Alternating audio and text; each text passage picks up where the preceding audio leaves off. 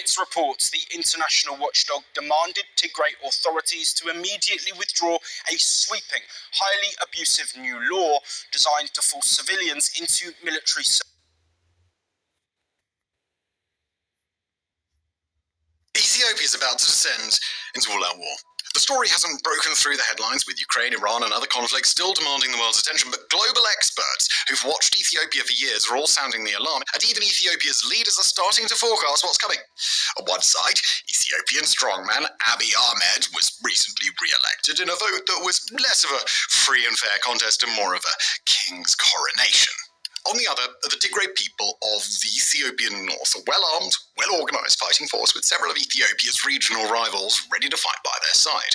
For Ethiopia and the rest of the region, the stakes could not be higher. The war in neighbouring Sudan has cost untold hundreds of thousands of lives and is already on the brink of spilling past Sudan's borders. Eritrea to the north appears to expect war in the very near future, and Somalia to the south is inches away from its own internal breakdown. Powerful players across the Middle East are taking notice and choosing sides. Saudi Arabia, Israel, Turkey, the Emirates, Egypt and others. On Ethiopian soil, it's not just the Tigray who are on the verge of open conflict. It's the Amhara people and the Oromo too. As for how bad this war could get, well, the last time Ethiopia went to war against the Tigrayans, the result is widely recognised as the deadliest conflict of the 21st century thus far. But if the African Horn blows apart, in the way that currently seems possible or even likely, then it's going to make the ruinous Tigray war look like the Warmer Pact. Wind back the clock by a few months to late February 2026, and a war between the Ethiopian federal government and the Tigray people seemed imminent. Ethiopian leaders in Addis Ababa had been sounding the alarm for nearly a year, warning that the Tigray regional government was becoming an obvious threat after a faction within Tigray's ruling People's Liberation Front, or TPLF, seized power in an internal coup d'etat. Later in 2025, the new Tigray leadership accused Ethiopia of funding and supporting anti-TPLF splinter groups and militias who had launched numerous attacks against Tigray regional forces. Addis Ababa responded with claims that the TPLF was attacking civilians in the neighbouring Afar region, and shortly afterward the Tigrayans accused the Ethiopian government of a drone strike that killed Tigrayan soldiers and civilians. In late January, the Tigrayans seized multiple towns and exchanged fire with government forces, and over the next several weeks the Ethiopian military surged northward in a massive military build-up. The Tigray and the TPLF leadership responded with a build-up of their own, with Ethiopia alleging that troops from neighbouring Eritrea had crossed the border to fight alongside them. By the final days of February, the Tigray region was on the brink of full-scale war, and one that would probably bring Ethiopia and Eritrea into direct conflict. But then the world witnessed a much larger series of events that forced Tigray and the Ethiopian government to freeze their ambitions in place. Starting on the 28th of February and continuing for several weeks after, the United States and Israel waged a war against Iran, while Iran sprayed retributive drone and missile fire in all directions. The global oil market suffered an incredible series of shocks. The Strait of Hormuz was closed. And Ethiopia? Well, Ethiopia is entirely reliant on refined petroleum that it has to import from outside the country, with the vast majority of that petroleum coming out of the Strait of Hormuz. For the Tigray, the situation was no different. With the world's oil tankers stuck in the Persian Gulf, Ethiopians on all sides would have to try and stretch their fuel stores as long as they could, and given how much fuel the two sides would have to consume in order to wage an open war, Ethiopia had no choice but to place the conflict on pause. Now, of course, you need only remember that we're publishing this episode now, several months after the fact, to deduce that the story did not end there. Tigray's TPLF leadership appeared to be entirely aware of the opportunity in front of them, which was broadly similar to the opportunity that, say, a younger sibling might have to torment their older sibling while they know mum's around to save them from retribution. In April, the TPLF floated the idea that they might restore the regional government that had existed prior to the Tigray War, which was fought over the span of 2 years, starting in late 2020. That, by the way, is the deadliest war of the 21st century that we mentioned earlier, with some credible estimates suggesting that over 600,000 people may have been killed. After the TPLF threatened to restore those political structures, including a ruling legislative council, and accused Ethiopia of withholding pay from civil servants and attempting a unilateral power grab in the region, Ethiopia didn't really offer much of a response. Certainly the TPLF were able to confirm that Ethiopia was no longer willing to start a war, or at least not for that level of provocation. Seeing their opportunity, the TPLF took the step to restore its pre-war government in early May, with the chair of the TPLF, Debretsion Gebremichael, elected as the region's president.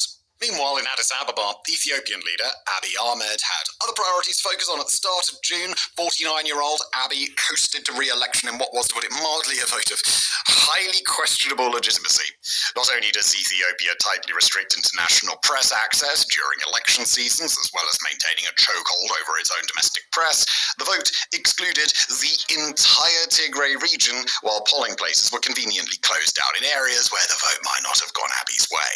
Far from what global observers had hoped in the early years of his tenure, when Abiy was awarded the Nobel Peace Prize, his victory this year was a foregone conclusion. But the vote still mattered to Abiy and his inner circle, not because anybody doubted that they would win, but because it was an important test of any remaining internal resistance in government stronghold areas. Less than a decade after he rose to power, Abiy is on the verge of becoming dictator for life. The free press doesn't exist, the opposition has been bludgeoned into submission, and most remaining dissidents and meaningful political challengers are either imprisoned or in exile. So, Abiy's gambit was a simple one: engage in a brazen act of consolidation of his own power, and see whether anybody would do anything about it. Ultimately, nobody did, but during the months leading up to the vote, it understandably became Abiy's primary focus. And that brings us to today, where the situation across Ethiopia has started to shift back into the direction of open war. The clearest indicator, as of the time of writing, came in the form of an op-ed published in Al Jazeera, ironically entitled, quoting, "Ethiopia must not be dragged back into war." The title message sounds nice.